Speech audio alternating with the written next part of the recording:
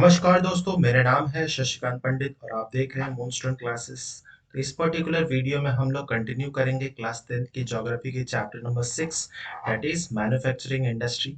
यह इस चैप्टर की सेकंड पार्ट है। ठीक है। तो पहले पार्ट में हम लोग ने डिस्कस किया था मैन्युफैक्चरिंग इंडस्ट्रीज होते क्या है, उसके सिग्निफिकेंस क्या है इंडिया में, उसका कितना कंट्रीब्यूशन है जीडीपी में, साथ ही साथ में classification of various manufacturing industries, और प्राइमरीली हम लोग ने एग्रो बेस्ड इंडस्ट्रीज जैसे कॉटन, जूट, सुगर, इन सब टेक्सटाइल्स के बारे में हम लोग ने पार्ट वन में डिस्कस कर चुके हैं। तो अगर पार्ट वन आप नहीं देखे तो आप पार्ट वन का जो लिंक वो आपको डिस्क्रिप्शन बॉक्स साथ ही साथ पिन कमेंट में अटैच्ड मिल जाएगा, आप वहां से आसानी से देख सकते हैं। और इस पार्ट में हम लोग बेसिकली मिनरल बेस्ड इंडस्ट्रीज के बारे में, अलग अलग जो इंडस्ट्रीज हैं उसके बारे में डिस्कस करेंगे। Fertiliser, cement, automobile, IT, software, ये सब के डिस्कस करेंगे। साथ ही साथ में जो प्रॉब्लम्स होते हैं इंडस्ट्रियल, जो पॉल्यूशंस होता है अलग अलग टाइप, एयर, वाटर, नॉइज, इन सबको हम लोग डील करेंगे और इस चैप्टर को एंड करेंगे। तो इस चैप्टर के साथ साथ ही मैं क्वेश्चंस भी बताते जाऊंगा जो आपके बोर्ड्स एग्जाम्स के लिए बहुत ज़्यादा हेल्पफुल रहेगा, या फिर आप कोई भी कम्पिटिटिव एग्जाम्स के लिए भी अगर आप देख रहे हैं, एनसीईआरटी कवर कर रहे हैं, तो इसके लिए भी ये वीडियो बहुत इंपॉर्टेंट रहेगा। इस वीडियो को अंत तक जरूर देखिएगा और पहले के पार्ट्स अगर नहीं देखे हैं तो जरूर देख लीजिएगा। ये लास्ट चैप्टर है अकॉर्डिंग टू द न्यू जो सीबीएसई के पैटर्न है, मतलब क्वेश्चन सिलेबस है उसके अकॉर्डिंग ये लास्ट चैप्टर है। लास्ट वाला जो चैप्टर है सेवन, चैप्टर नंबर 7 जो पुरानी बुक में है, वो चैप्टर एक्सक्लूडेड है। ठीक है। तो वो चैप्टर में जो कम्पिटिटिव एग्जाम्स के लिए तैयारी कर रहे हैं उसके लिए मैं अलग से एक बना दूंगा। ठीक है। तो इस वीडियो को अंत तक जरूर देखिएगा और अगर पसंद आए वीडियो तो लाइक शेयर सब्सक्राइब जरूर कर दीजिएगा। चलिए मूव करते हैं, जान लेते हैं मिनरल बेस्ड इंडस्ट्रीज के बारे में। ठीक है। तो मिनरल बेस्ड इंडस्ट्रीज वैसे इंडस्ट्रीज को कहा जाता है that use minerals and metals as the raw materials. ठीक है। वैसे जो कि मिनरल्स और जो मेटल्स होते हैं मेनली, वो रॉ मटेरियल के एज ए यूज किया जाता है। ठीक है। तो उसको मिनरल बेस्ड इंडस्ट्रीज कहते हैं। जैसे कि सबसे पहले हम लोग डिस्कस करेंगे वो है आयरन एंड स्टील इंडस्ट्री। ठीक है। तो आयरन एंड स्टील इंडस्ट्री क्या है? एक बेसिक इंडस्ट्री है ना। मैं हम लोगों ने क्लासिफिकेशन में पढ़ा था कि बेसिक इंडस्ट्री या फिर की इंडस्ट्री है ना।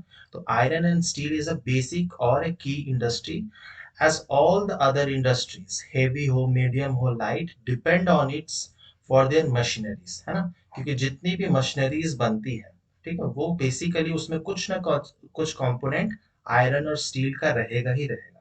ठीक है। तो ये बेसिक बनाती है ना, इसीलिए इसको हम लोग बेसिक इंडस्ट्री कहते हैं। तो क्वेश्चंस आते हैं ऐसा ऐसे कि why iron and steel industry को बेसिक इंडस्ट्री कहा जाता है, या फिर एमसीक्यू में भी पूछ दिया सकता है कि कौन सी इंडस्ट्री को बेसिकली बेसिक इंडस्ट्री कहा जाता है और क्यों कहा जाता है। ठीक है। It is considered heavy industry, और iron and steel industry heavy industry है। क्यों? क्योंकि all the raw materials as well as the finished goods are heavy and bulky, entailing high transportation cost, है ना। तो जो भी बल्क मटेरियल आ रहा हो, चाहे आयरन ओर हो या जो स्टील बनाने के प्रोसेस में जितने भी फिनिश्ड प्रोडक्ट्स हैं, वो सभी क्या है? बल्कियर है। और उसको ट्रांसपोर्ट करने में उसका जो लॉजिस्टिक कॉस्ट है वो भी बहुत ज्यादा आता है ना। इसीलिए इसको हम लोग हेवी इंडस्ट्री के अंदर देखेंगे। फिर iron ore, coking coal and limestone are required in the ratio of approximately 4:2:1। ये भी बहुत इंपॉर्टेंट है ये रेशियो याद रखने के लिए कि आयरन ओर की कितनी जरूरत है, कोकिंग कोल की कितनी है, एंड लाइमस्टोन की। ये मेनली आयरन बनाने के लिए होती है। और साथ ही साथ अगर आयरन में हम लोग कार्बन, मैंगनीज, क्रोमियम जैसे मेटल्स का अगर हम लोग मिक्स करते हैं इन सर्टेन अमाउंट्स, तो हमें स्टील मिलता है ना। स्टील या स्टेनलेस स्टील मिलता है। ठीक है। तो वो क्या करता है, एक एक बेसिकली अलॉय बना देता है। Steel is an alloy. ठीक है। आयरन और बेसिकली आयरन ओर से स्टील बनाया जाता है, तो उसमें ऐड किया जाता है मैंगनीज, क्रोमियम, ऐसे मेटल्स को ऐड किया जाता है ताकि वो हार्ड बन सके और उसमें जंग ना लगे, है ना। तो आज के टाइम पे जितने भी बिल्डिंग्स हो गए, कितने भी इंफ्रास्ट्रक्चरल देख लीजिए आप लोग, चाहे बिल्डिंग, स्टैचूज, मॉन्यूमेंट्स हो गए या फिर ब्रिजेस वगैरह, मशीन्स वगैरह, सब में आयरन एंड स्टील का यूज होता ही होता है। ठीक है। और India is an important iron and steel producing country in the world, है ना। तो इंडिया जो है हमेशा से ही हमेशा से ही नहीं, लगभग पिछले 20-25 साल से after the LPG reforms, India जो है टॉप 5 में हमेशा ही रहता है आयरन एंड स्टील प्रोड्यूसिंग में, ठीक है। Yet we are not able to perform to our full potential largely due to the following reason. लेकिन बहुत सारी खामियां हैं, क्योंकि चाइना जो है, हम लोग कंपैरिजन करेंगे कि इंडिया और चाइना का कंपैरिजन अगर हम लोग देखेंगे तो बहुत ज़्यादा वास्ट डिफरेंसेस हमें नज़र आएंगे इंडिया का और चाइना का स्टील प्रोडक्शन में। तो वो क्यों हो रहा है ऐसा? तो उसके कुछ रीजंस हैं। सबसे पहला है कि high cost and limited availability of coking coal, है ना। कोकिंग कोल क्यों, बेसिकली कोल एक लिमिटेड रिसोर्स है ना, और इंडिया के पास उतना नहीं है जितना चाइना के पास है, ठीक है। तो ऑब्वियसली अगर कोकिंग कोल का लिमिटेड होगा तो आयरन बनने में बहुत ज़्यादा खर्च होगा, है ना। तो अगर हाई कॉस्ट होगा तो हम लोग एफिशिएंटली उसको कॉम्पिटिटिव लेवल पे हम लोग इंटरनेशनल मार्केट पे बेच नहीं पाएंगे, ठीक है। तो ये एक रीजन है।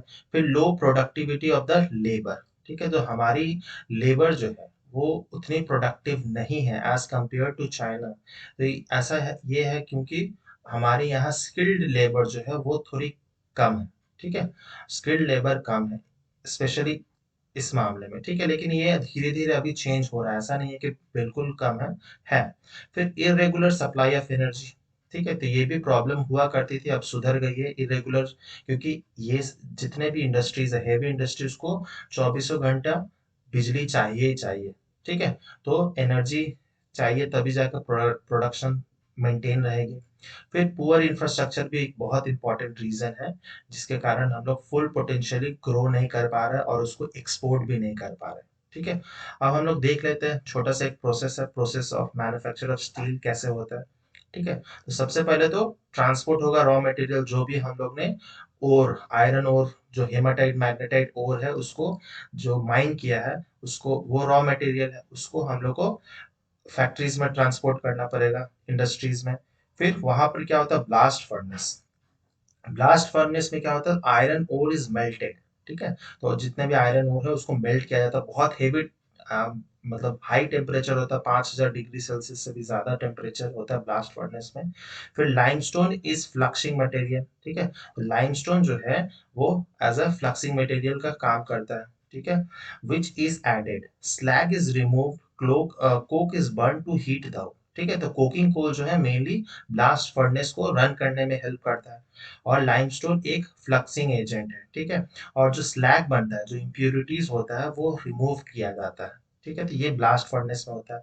इसके बाद जाके जो क्रूड फॉर्म ऑफ एक आयरन आ गया, वो हमारा उसको मेनली जो मोल्टेन फॉर्म में होता है, आपने बहुत सारे वीडियोस देखे होंगे यूट्यूब पे, उसमें उस मोल्टेन मटेरियल्स को एक मोल्ड में रखा जाता है।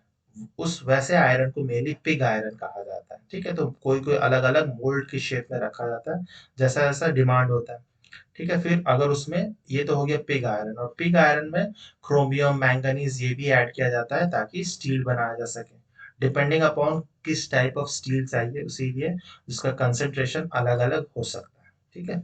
फिर स्टील मेकिंग में क्या हो रहा है कि pig iron is further purified by melting and oxidising the impurities, ठीक है। उसको फर्दर मेल्ट किया जाता है और जो ऑक्सीडाइजिंग एजेंट ऐड किया जाता है ताकि इम्प्यूरिटीज को रिमूव किया जाए।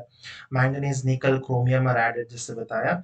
फिर rolling, pressing and casting and forging, ठीक है। जैसा जैसा शेप दिया जाता है, जैसा जैसा स्टील की रिक्वायरमेंट होगी, अगर लॉन्ग वायर की शेप में चाहिए, या सिलिंड्रिकल ट्यूब्स के फॉर्म में चाहिए, या प्लेन शीट्स में चाहिए, तो जैसे जैसा रिक्वायरमेंट होगा उस हिसाब से शेप किया जाता है। तो ये बेसिकली ये है एक flow chart of processes of manufacture of steel.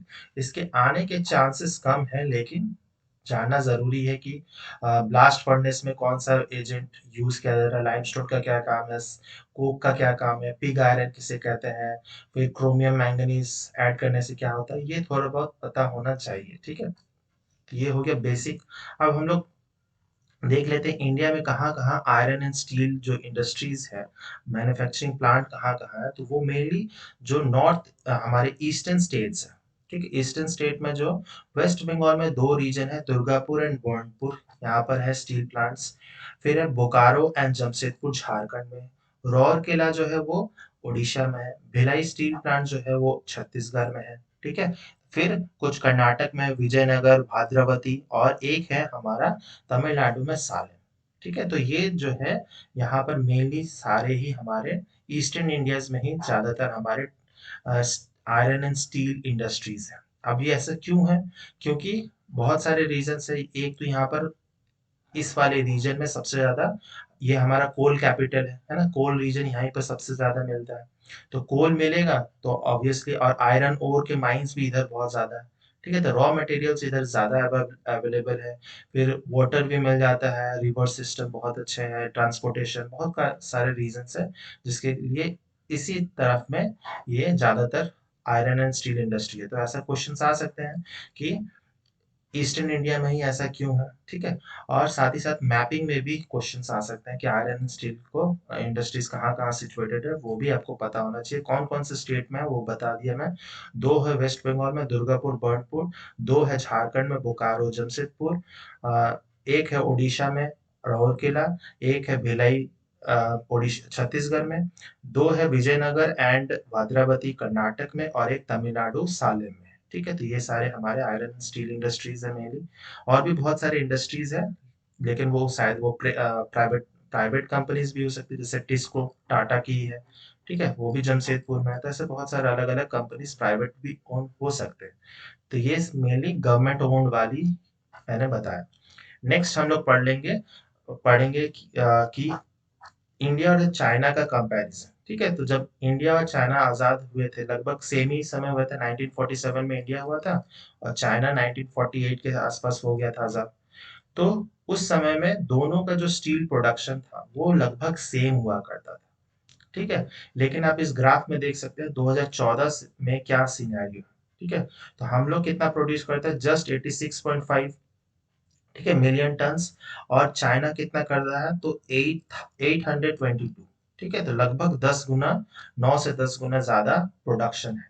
ठीक है, और आज के टाइम पे हमारा धीरे धीरे विद द राइज ऑफ जो हमारा ईयर है, प्रोडक्शन तो बड़ी है। ठीक है, लेकिन हमारा कंपैरिजन नहीं बनता है with the China in iron and steel industries. ठीक है, तो चाइना जो है वर्ल्ड का लार्जेस्ट प्रोड्यूसर भी है और लार्जेस्ट कंज्यूमर भी है आयरन एंड स्टील इंडस्ट्री में। ठीक है, तो ये कंपैरिजन बिल्कुल नहीं बनता। वो हमसे 9-10 गुना ज्यादा, 9 to 10 टाइम्स ज्यादा प्रोड्यूस कर रहा है और कंज्यूम भी कर रहा है। ठीक है, तो liberalisation and foreign direct investment have given a boost to that industries, है ना।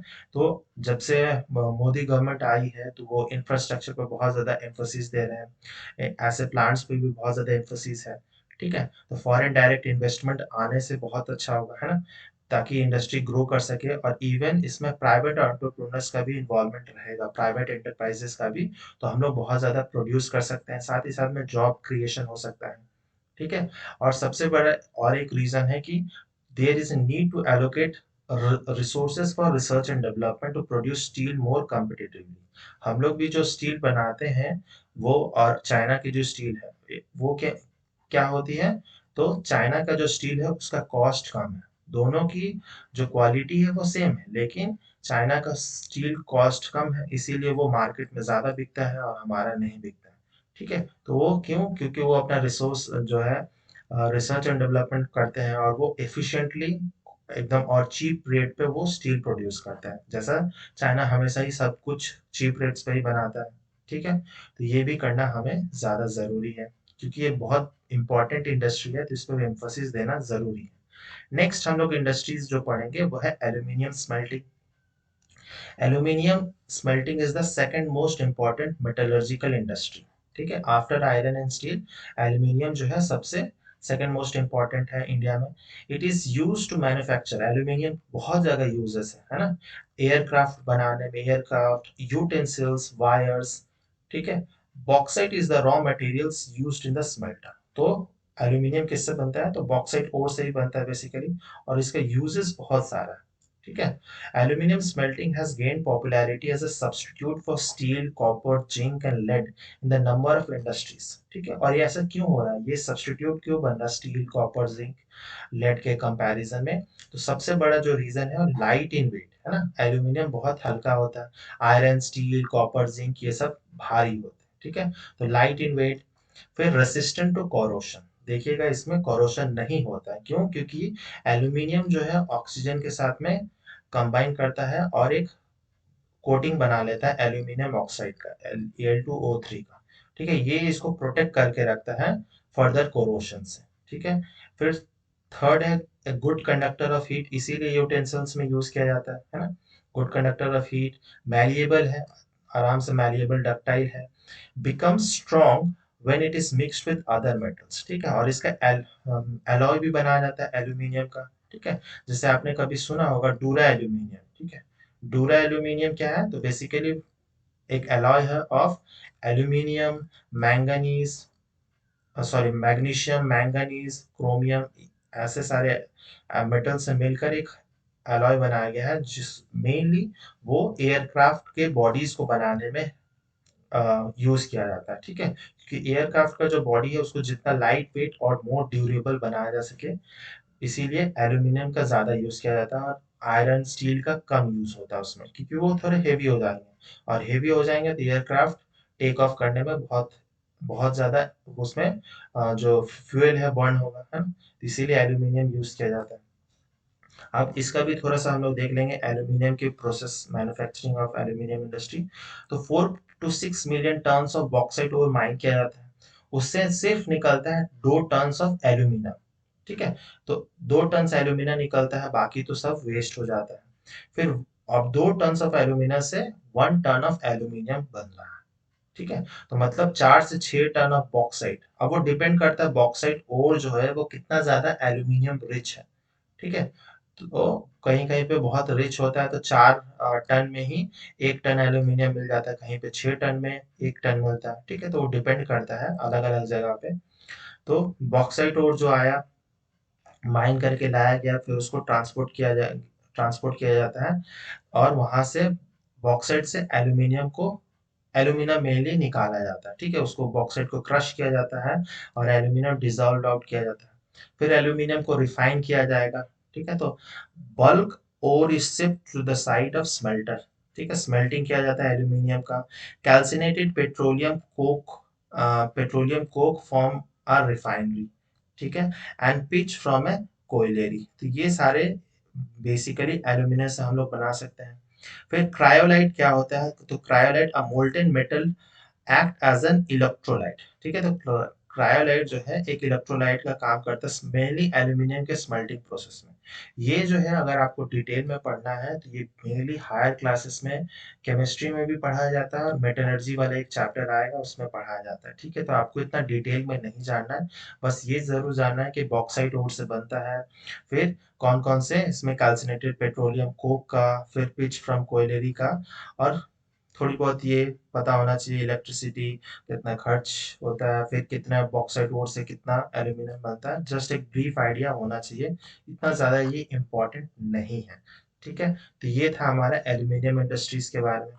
उसके बाद तीसरा जो इंडस्ट्री है वो है केमिकल इंडस्ट्रीज, ठीक है। तो the chemical industry is fast growing and diversifying, ठीक है। तो after iron steel and aluminium, chemical industry भी इंडिया में बहुत अच्छा से ग्रो कर रहा है और डाइवर्सिफाई भी हो रहा है, ठीक है। तो पहले हम लोग तो सब कुछ इंपोर्ट करते थे, अब क्या हो रहा है, खुद भी बना रहे हैं और दूसरे कंट्रीज को भी हम लोग बेच रहे हैं, ठीक है। मेक इन इंडिया के तहत ये मेनली हो रहा है।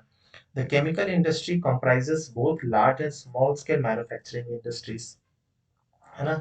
इसमें छोटे भी हो सकते हैं, लार्ज स्केल भी हो सकते हैं। Rapid growth has recorded in both inorganic and organic sector, ठीक है। तो हम लोग केमिकल इंडस्ट्री में भी दोनों टाइप के केमिकल्स बनाते हैं, इनऑर्गेनिक और ऑर्गेनिक वाले।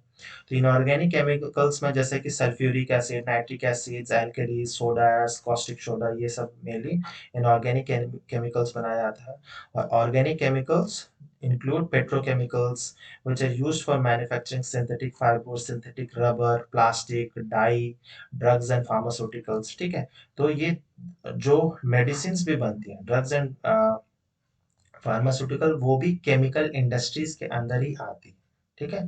तो ये कोई अलग इंडस्ट्री नहीं है। तो ऑर्गेनिक केमिकल्स और इनऑर्गेनिक केमिकल्स के कुछ कुछ एग्जांपल आपको याद होने चाहिए, ठीक है। फिर chemical industry is its own largest consumer, ठीक है। वो खुद ही कंज्यूम कर लेता है। Basic chemicals undergo processing to further produce other chemicals, ऐसा क्यों, तो जो बेसिक केमिकल जो बनते हैं जैसे सल्फ्यूरिक एसिड, नाइट्रिक एसिड, ये सब खुद ही यूज किया जाता है केमिकल इंडस्ट्री में, ताकि फर्दर कोई केमिकल्स बनाया जा सके, ठीक है, लार्ज केमिकल्स बनाया जा सके, या फिर फर्टिलाइजर्स एग्रीकल्चर में जो यूज होता है वो बनाया जा सके, ठीक है। तो इसीलिए इसका सारा जो खपत है बेसिक, इसीलिए ये भी एक बेसिक इंडस्ट्री है। ठीक है। तो ये था हमारे केमिकल इंडस्ट्रीज के बारे में। फोर्थ हम लोग पढ़ेंगे फर्टिलाइजर इंडस्ट्री। ठीक है। तो ये भी बहुत मिलता जुलता है, केमिकल इंडस्ट्री का ही मेनली एक फिनिश्ड प्रोडक्ट है। ठीक है। तो fertiliser industries are centred around the production of, कौन कौन से फर्टिलाइजर मेनली इंडिया में प्रोड्यूस होता है वो बहुत जानना जरूरी है। तो नाइट्रोजनस फर्टिलाइजर्स है ना, मेनली यूरिया। ठीक है। तो एग्रीकल्चर में बहुत ज्यादा यूज होता है यूरिया का। फिर फॉस्फेटिक फर्टिलाइजर्स। ठीक है। तो nitrogen, phosphate, phosphatic fertiliser and ammonium phosphate, जिसको डैप भी बोला जाता है। ठीक है। डैप। ठीक है। Nitrogen, phosphorus, DAP and complex fertilisers which have a combination of nitrogen, phosphate and potash. ठीक है। एनपीके जिसको बोला जाता है, मेनली इसी का तीनों का ही रिक्वायरमेंट होता है, नाइट्रोजन, फॉस्फोरस एंड पोटेशियम का, और डायमोनियम फॉस्फेट। ठीक है। तो ये सारे एग्जांपल्स आपको याद रहने चाहिए। ठीक है। Potash is entirely imported as the country does not have any reserve of commercial usable potash or potassium compounds in any form। ठीक है। तो हम लोग जो है पोटैश वो पूरी तरह से इंपोर्ट करते हैं, और कहाँ से इंपोर्ट करते हैं, तो मेनली ये रशिया और यूक्रेन वाले जो कंट्रीज है, यहाँ से हम लोग पोटैश को इंपोर्ट करते हैं। इसीलिए जब रशिया और यूक्रेन का जब वॉर हुआ था, हमारे कंट्री में पोटैश की कमी हो गई थी, पोटैश फर्टिलाइजर की, और इसीलिए एग्रीकल्चर में बहुत ज़्यादा डिफिकल्टी हो रही थी, एग्रीकल्चरल प्राइसेस बढ़ गए थे। ठीक है, कुछ समय के लिए। फिर इंडिया धीरे धीरे रशिया से ट्रेड करने लगा, और रशिया से हम लोग ये खरीदते हैं। ठीक है। और ये मेनली हम लोग बस रिफाइन करते हैं, बहुत सारे रिफाइनरीज है हमारे इंडिया में, तो वहीं पर होता है। गुजरात में है, Tamil Nadu, Uttar Pradesh, Punjab, Kerala contribute towards half of the fertiliser production. ये सारे, क्योंकि इस कोस्टल शहरों में जो स्टेट्स है वहीं पर ज्यादातर ये फैक्ट्रीज लगी हुई है फर्टिलाइजर इंडस्ट्रीज की। ठीक है।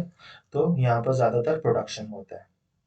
फिफ्थ हम लोग पढ़ेंगे मिनरल बेस्ड इंडस्ट्री में, वो है सीमेंट इंडस्ट्री, है ना। बहुत बहुत इंपॉर्टेंट है, क्योंकि आज जितना इंफ्रास्ट्रक्चरल डेवलपमेंट हो रहा है और जितना इंफ्रास्ट्रक्चर इंडिया को चाहिए, उसमें की इंग्रेडिएंट क्या है, तो सीमेंट है ना। सीमेंट के बिना ना हाउस बनेंगे, ना factories, bridges, roads, airport, dams, कितने भी shopping mall, schools, college, hospital, वो बनना लगभग नेक्स्ट टू इम्पॉसिबल है ना। तो सीमेंट इंडस्ट्री बहुत ज्यादा नीड है इंडिया में, और इंडिया में ग्रो भी कर रहा है।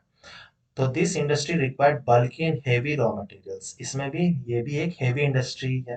ठीक है। इसमें भी रॉ मटेरियल जो है बल्कि बहुत ज़्यादा अमाउंट में चाहिए, और इसका जो रॉ मटेरियल है वो है basically limestone, silica and gypsum. ठीक है। कैल्शियम जिप्सम यानी कैल्शियम सल्फेट। ठीक है। Calcium sulphate, silica and limestone, ये तीनों का ही मिक्सचर से ही सीमेंट बनता है। ठीक है। तो ये इंपॉर्टेंट है कि सीमेंट में क्या क्या रॉ मटेरियल्स होते हैं, वो भी इम्पोर्टेंट है। और साथ ही साथ में जो ब्लास्ट फर्नेस में उसको बनाने में जो प्रोसेस है, उसमें ऑब्वियसली एनर्जी का रिक्वायरमेंट है ही। तो एनर्जी कहाँ से आ रहा है, तो कोल एंड इलेक्ट्रिक पावर्स से ही होगा। और साथ ही साथ में ट्रांसपोर्टेशन में रेल का, रोडवेज का बहुत ज़्यादा इंपॉर्टेंट रोल रहता है। The first cement plant was set up in Chennai in 1904। ठीक है। तो इंडिया में सबसे पहले ब्रिटिशर्स के टाइम पे 1904 में चेन्नई में लगा था। This industry is doing well in terms of production as well as export. ठीक है। तो इंडिया में अच्छा सा प्रोडक्शन हो रहा है, और जैसे जैसे इंफ्रास्ट्रक्चर में राइज हो रहा है, हमारी डिमांड भी, लोकल डिमांड भी बहुत बढ़ रही है। और साथ ही साथ में जो मिडिल ईस्टर्न कंट्रीज है, अफ्रीकन कंट्रीज है, में हम लोग बहुत ज़्यादा एक्सपोर्ट भी करते हैं। ठीक है।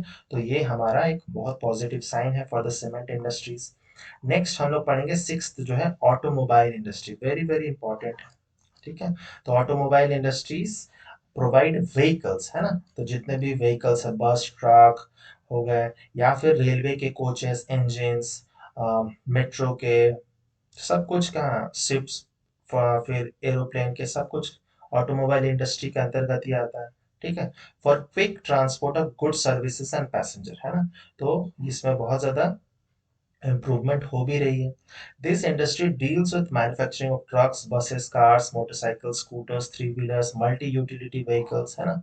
सब तरह के व्हीकल्स लगभग इंडिया में बनती है। अगर नहीं भी बनती है तो असेंबल तो होती ही है एटलीस्ट, है ना।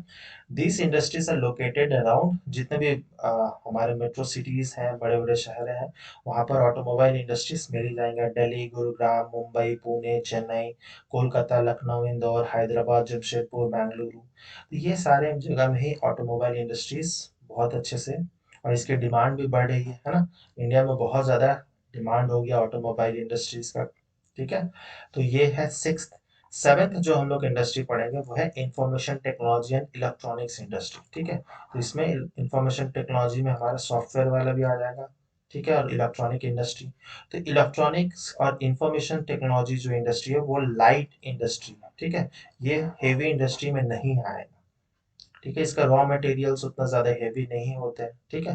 तो जैसे कंप्यूटर हो गया, वो क्या है, इलेक्ट्रॉनिक इंडस्ट्री में आएगा। कोई सॉफ्टवेयर हो गया, वो इंफॉर्मेशन टेक्नोलॉजी के अंदर ही आएगा। तो electronic industry cover a wide range of products from transistor cells to televisions, telephones, cellular telecoms, telephone exchange, radars, computers and other equipments required for the telecommunication industry, है ना। तो टेलीकम्युनिकेशन आज के टाइम पे विदाउट इंटरनेट या telecommunication life तो एक next to impossible task हो गया, है ना। और धीरे धीरे ये और भी राइज हो रहा है। इंडिया का कहा जाता है रिपोर्ट में कि इंडिया का जो हाफ पॉपुलेशन है उसके पास में सेलुलर एक फोन तो होगा ही। ठीक है। तो चाहे गरीब से गरीब बंदे के पास भी आजकल स्मार्टफोन होता ही होता है। ठीक है। तो ये कैसे हो रहा है, तो due to electronic industry, information technology. ठीक है। और इंडिया जो है हर साल लगभग 200 से 300 बिलियन डॉलर से ज्यादा वो सॉफ्टवेयर एक्सपोर्ट करते हैं। ठीक है। तो इंडिया का सॉफ्ट पावर अगर कह सकते हैं तो वो सॉफ्टवेयर बनाना, एक्सपोर्ट करना। ठीक है। तो this industry has generated employment in India. आपको पता होगा आईटी सेक्टर कितना ज्यादा इंडिया में बूम हुआ है। और अलग अलग शहरों में, अलग अलग स्टेट्स में आईटी हब बन चुके हैं, है ना। और जो इंडिया का हब, जिसको इंडिया का सिलिकॉन वैली किसी कहा जाता है, तो बेंगलुरु, है ना। Bengaluru is the electronic capital of India. Bengaluru के साथ हैदराबाद, पुणे, मुंबई, चेन्नई, कोलकाता, फिर लखनऊ, नोएडा, फिर गुरुग्राम, दिल्ली, ये सब रीजन क्या है यहाँ पर, ये सब हब बन चुके हैं, आईटी हब्स बन चुके हैं। ठीक है। The continuing growth in the hardware and software is the key to success of the IT industry in India, है ना। यहाँ पर और धीरे बहुत ज़्यादा डेवलपमेंट हो रहा है, और इंडिया का जो प्रोडक्ट्स हैं वो भी बहुत लोग पसंद भी करते हैं, एक्सपोर्ट भी होता है ना। तो ये हमारा सातवां मिनरल बेस्ड इंडस्ट्रीज। ठीक है। अब हम लोग मेनली डिस्कस करेंगे पॉल्यूशन से। ठीक है। ये जितने भी हम लोग ने इंडस्ट्रीज के बारे में पढ़ा, चाहे वो एग्रो बेस्ड इंडस्ट्री हो या फिर मिनरल बेस्ड इंडस्ट्री हो, दोनों सब तरह के इंडस्ट्री से कुछ ना कुछ वेस्ट तो जनरेट होगा ही। और वो वेस्ट क्या होता है, अनट्रीटेड वे में हम लोग एनवायरनमेंट में फेंक दे रहे हैं या मिक्स हो जा रहा है। तो उससे क्या होगा, जनरली क्या होता है, पॉल्यूशन होते हैं, अलग अलग लेवल, अलग अलग टाइप्स ऑफ पॉल्यूशन होते हैं, जिसमें हम लोग मेनली डिस्कस करेंगे एयर, वाटर। वाटर्स के साथ साथ हम लोग सॉइल भी एक ही चीज में आ जाएगा, वाटर एंड सॉइल, सॉरी, वो लैंड एंड सॉइल जो है एक ही चीज में आ जाएगा। And fourth is noise. ठीक है। तो इस चार हम लोग पॉल्यूशन के बारे में देख लेते हैं। तो सबसे पहले हमारा एयर पॉल्यूशन। ठीक है। तो air pollution is caused by the presence of high proportion of undesirable gases, है ना। तो आपने देखा होगा बहुत सारे फैक्ट्रीज में ये बड़े बड़े चिमनीज लगे होते हैं, और उससे बहुत सारे ऐसे ऐसे करके एग्जॉस्ट, अनट्रीटेड गैसेस निकलते हैं, हार्मफुल गैसेस निकलते हैं। जो आसपास में घर रहते हैं, जिनके भी घर होंगे, उनको रहना बहुत प्रॉब्लमेटिक हो जाता है, बहुत सारे रेस्पिरेटरी डिजीजेस हो जाते हैं वैसे जगह में रहने में। क्यों? क्योंकि अनडिजायरेबल गैसेस रिलीज होते हैं, है ना। जैसे कि sulphur dioxide, sulphur SOx, NOx, particulate matter PM 2.5, PM 10, nitrogen dioxide, carbon monoxide, बहुत सारे अलग अलग टाइप ऑफ गैस निकलते हैं। Smoke is emitted by the chemical and paper industries, brick kilns, refineries, smelting plants, and burning of fossil fuel lead to air pollution, है ना। और आप लोग, हम अगर कोयला जला रहे हैं, लकड़ी जला रहे हैं, उससे भी पॉल्यूशन हो रहा है। तो इंडस्ट्रीज में भी हो रहा है, साथ ही साथ घरों में भी पॉल्यूशन हो रहा है। ठीक है। तो ये और ज्यादा राइज होने लगे हैं। तो इसको हम लोग को चेक करना जरूरी है। हम लोग थोड़े देर में ही समझेंगे कि किसको एयर पोल्यूशन को कम कैसे किया जा सकता है, क्योंकि इसका बहुत नेगेटिव इम्पैक्ट होता है ह्यूमन हेल्थ पे, एनिमल्स पे, plants, buildings and the atmosphere as a whole. जैसे कि आपने दिल्ली में देखे, अगर कोई दिल्ली एनसीआर वाले रीजन में कोई रहते होंगे तो उनको पता ही होगा, ठंडियों के समय में एक गैस चेंबर बन जाता है। ठीक है। साथ ही साथ में अब दिल्ली का ही ऐसा सिचुएशन है, कोलकाता, बॉम्बे, चेन्नई, सब जगह में ऐसा सिनेरियो देखने मिल रहा है, क्योंकि इंडस्ट्रीज बहुत ज़्यादा प्रोड्यूस कर रही हैं, और बहुत ज़्यादा प्रोड्यूस करेंगे तो ऑब्वियसली पॉल्यूशन भी ज़्यादा होगा। ठीक है। फिर बिल्डिंग्स पे भी बहुत नेगेटिव इम्पैक्ट होता है, जैसे कि आपने ताजमहल का पढ़ा होगा कि येलोइंग ऑफ द ताजमहल, और एसिड रेन के कारण हो रहा है। क्यों? क्योंकि सल्फर डाइऑक्साइड गैस रिलीज होता था, वो पानी के साथ मिक्स होता था और बन जाता था H2SO4 सल्फ्यूरिक एसिड, और ये धीरे धीरे जो व्हाइट मार्बल है उसको पीला कर दे रहा था। तो जो हमारे बिल्डिंग्स है, पुराने पुराने आर्कियोलॉजिकल बिल्डिंग्स, उसको भी डिस्ट्रॉय कर रहा था, प्रॉपर्टीज डिस्ट्रॉय हो रहे थे। तो ये सारे हैं एयर पॉल्यूशन के मेनली इम्पैक्ट्स। ठीक है। तो अब हम लोग पढ़ लेते हैं वाटर पॉल्यूशन के बारे में। ठीक है। तो water pollution is caused by organic and inorganic industrial waste, है ना। तो जितने भी आयरन स्टील इंडस्ट्रीज है, रिफाइनरीज है, वो सब क्या करते हैं, जो अपने लिक्विड वेस्ट है बेसिकली, लिक्विड साथ ही साथ में सेमी सॉलिड जो वेस्ट होते हैं ऑर्गेनिक एंड इनऑर्गेनिक, वो सब क्या करते हैं, वो रिवर्स में, पॉन्ड में डंप कर देते हैं, और धीरे धीरे उसको पूरा ही पॉल्यूटेड बना देते हैं। ठीक है।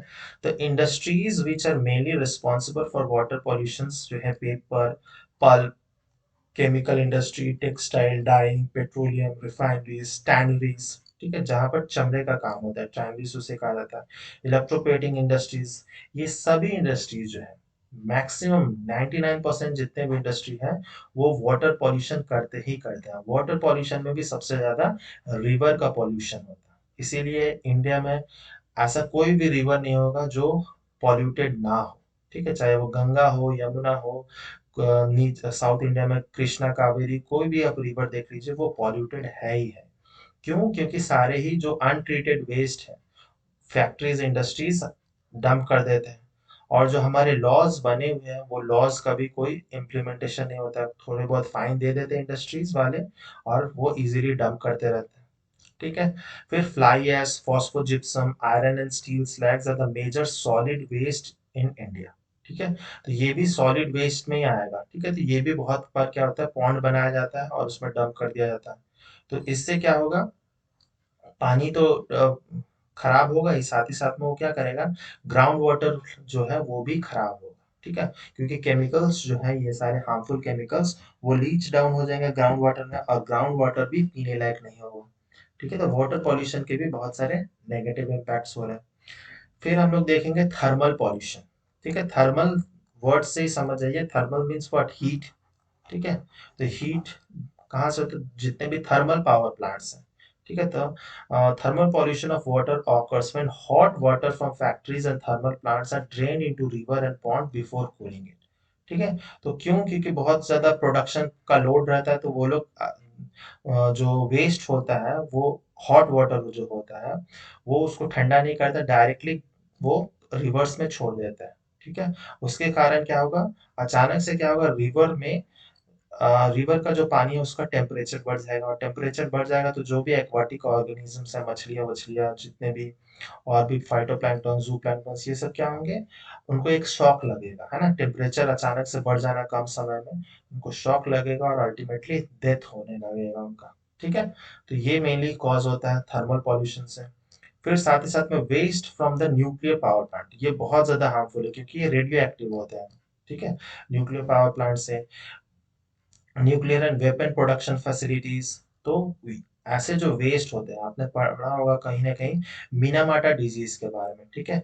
मीनामाटा डिजीज जो कि मेनली चाइना, सॉरी, जापान से स्टार्ट हुआ था। तो वो लोग मेनली, उनका एक मर्क्यूरी जो है, मर्क्यूरी का प्लांट, वो अपना वेस्ट मीनामाटा बे में वो डिस्चार्ज कर दिए थे, जिसके कारण मर्क्यूरी का लेवल जो है पानी में बढ़ गया था, और फिश में वो मर्क्यूरी आ गया था। तो फिशेस को लोग खा रहे थे, इसके कारण ये बीमारी फिश से ह्यूमंस में फैल गया था।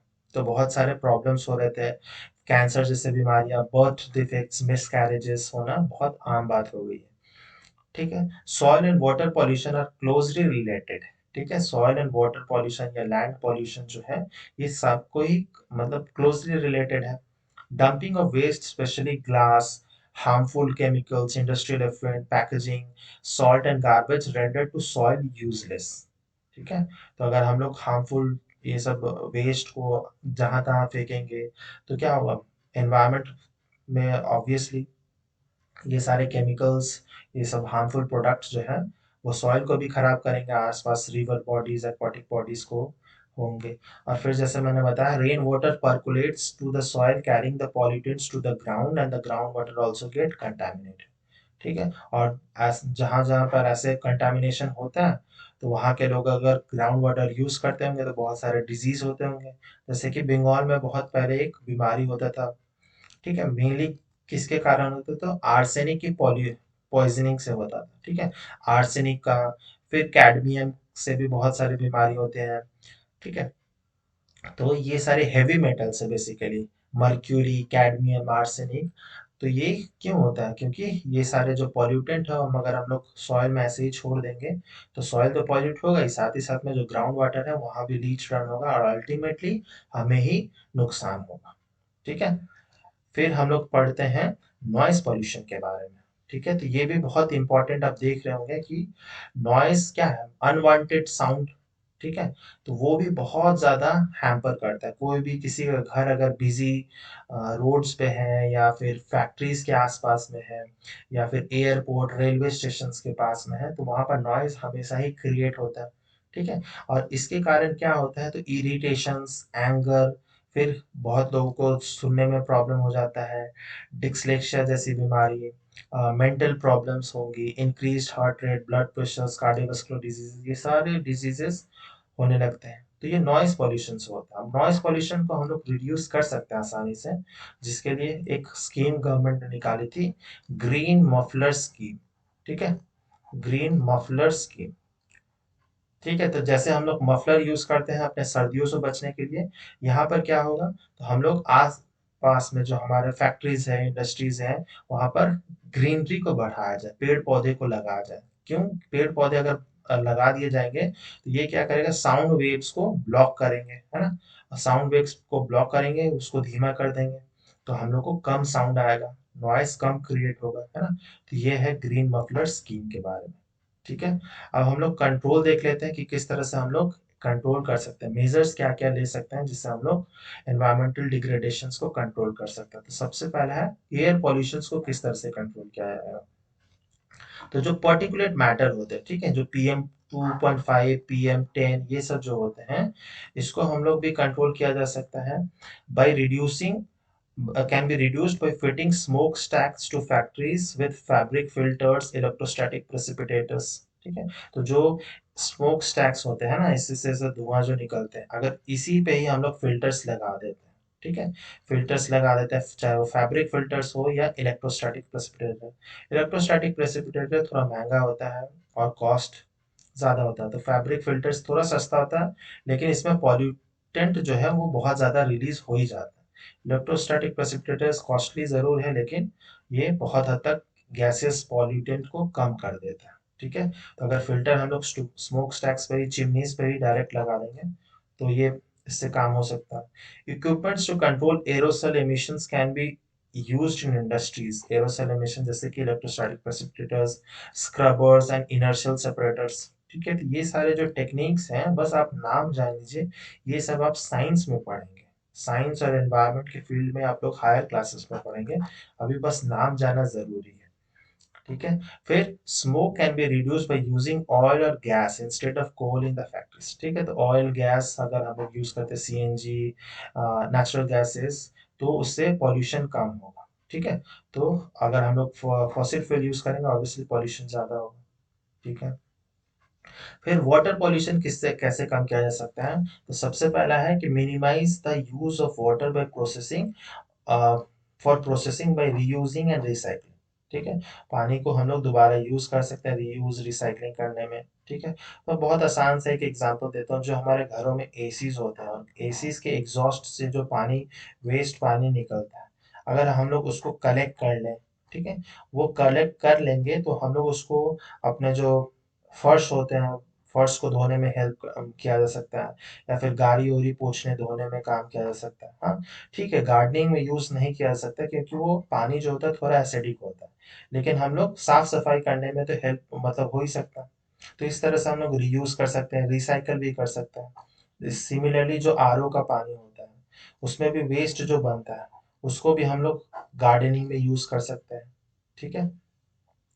फिर हार्वेस्टिंग ऑफ रेन वाटर बहुत अच्छा है, जहाँ पर भी बारिश ज़्यादा मात्रा में होती है या नहीं भी होती है, थोड़ी बहुत में अमाउंट में होती है, वहाँ पर भी अगर रेन वाटर हार्वेस्टिंग स्ट्रक्चर्स बनाया जाए, बिल्डिंग्स को ऐसे तरह से डिज़ाइन किया जाए कि वो रेन वाटर को हार्वेस्ट किया जाए, तो बेटर रहेगा, ग्राउंड वाटर लेवल भी रिचार्ज होगा।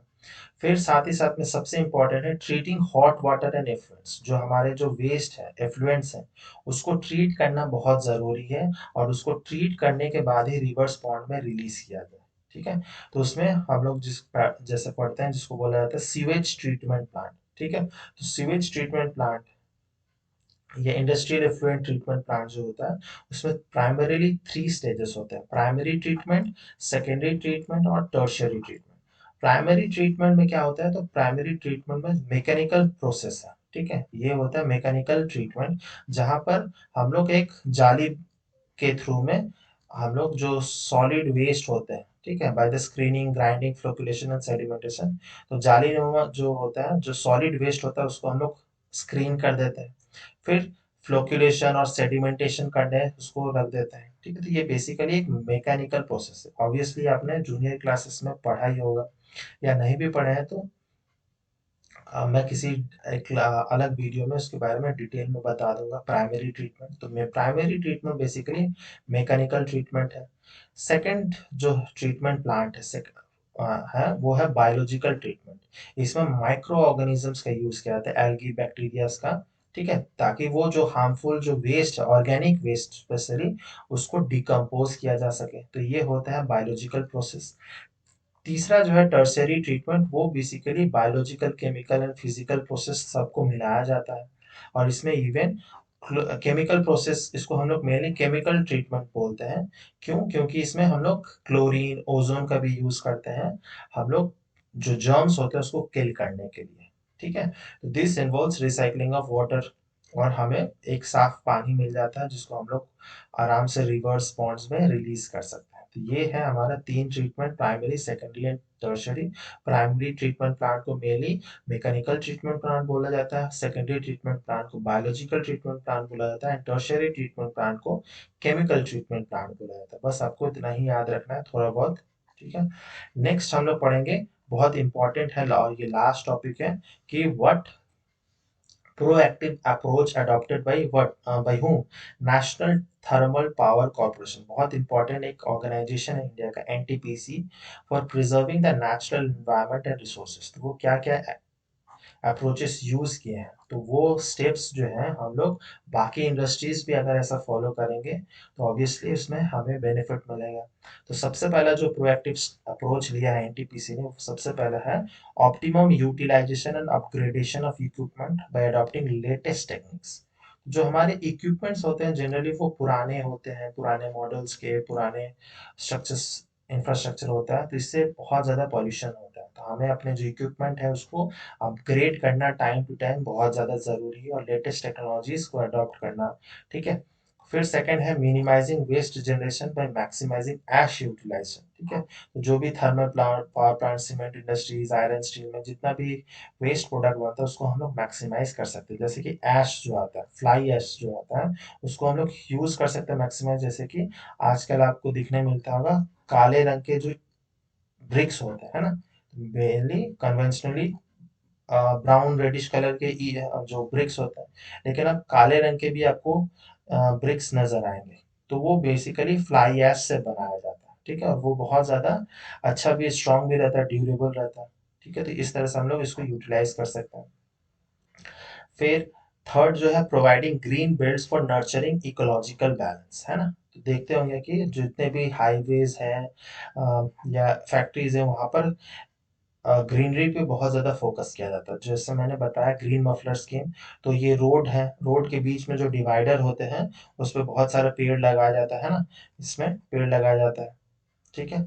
फिर reducing environmental pollution through ash pond management, ash water recycling and liquid waste management. ठीक है, तो जैसे वो मैंने बताया वेस्ट वाटर ट्रीटमेंट का। फिर साथ ही साथ ऐश पॉन्ड मैनेजमेंट क्या है, तो जो फ्लाई ऐश बनता है वो मेनली पॉन्ड में, एक पॉन्ड गड्ढा बनाया जाता है और वहां पर उसको कवर कर दिया जाता है। ठीक है, तो ऐश को हम लोग इस तरह से भी यूज कर सकते हैं, जहां पर अगर कोई घर और बनाना है या कुछ अ, ऐसे गड्ढे अगर हैं, जैसे हम लोग रोड बनाते हैं, गड्ढे को फिल करने के लिए हम लोग ऐश का यूज कर सकते हैं। ठीक है। फिर पांचवा है इकोलॉजिकल मॉनिटरिंग। सबसे इंपॉर्टेंट है ecological monitoring, reviews, online data base management for all it's power stations. ठीक है, तो एनटीपीसी अपने लिए ये सारे स्टेप्स लेते हैं, इकोलॉजिकल मॉनिटरिंग करते रहता है। ठीक है। फिर रिव्यूज, ऑनलाइन एक डेटाबेस बना हुआ है जिससे टाइम टू टाइम देखा जा सकता है और मैनेज किया जा सकता है। ठीक है, तो ये सारे जो स्टेप्स है वो एनटीपीसी ने लिए थे और बाकी इंडस्ट्रीज को भी इस तरह से सीखना होगा, और हम लोग एनवायरनमेंट को पॉल्यूट, मतलब कम पॉल्यूट करके भी हम लोग मैक्सिमम प्रोडक्शन कर सकते हैं और अपने ह्यूमन जो नीड्स हैं उसको कंप्लीट या फुलफिल कर सकते हैं।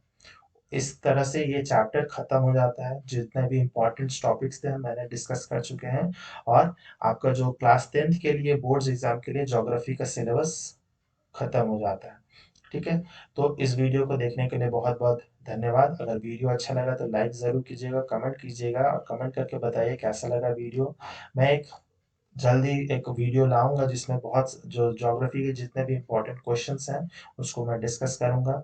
ठीक है, तो उसको भी ज़रूर देखिएगा, और सब्सक्राइब नहीं किया तो ज़रूर सब्सक्राइब कीजिएगा, और टाइमली नोटिफिकेशन पाने के लिए बेल आइकन को ज़रूर हिट कर दीजिएगा। मिलते हैं नेक्स्ट वीडियो में, टिल देन बाय बाय, जय हिंद।